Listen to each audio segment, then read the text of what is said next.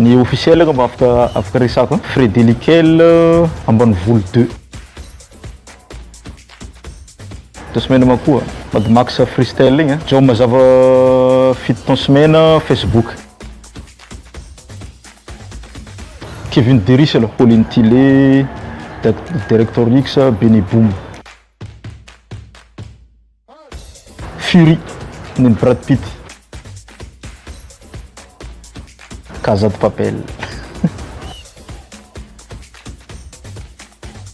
Kamel Mystic Queen.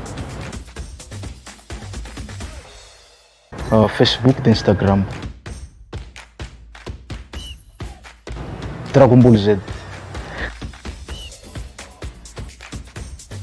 Messi, Neymar, Ronaldinho, LeBron James. Boxe zao Mayweather.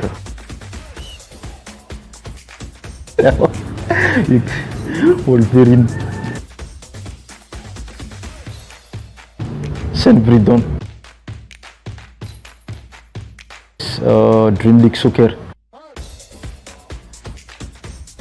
Tsy mila kibo zagny. Fa mila na ino zao obstacle fa l'objectif ihany.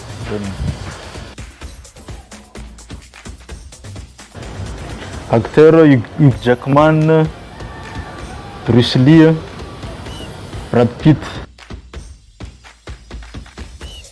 Capernaum Israël. Métier de rêve, réalisateur.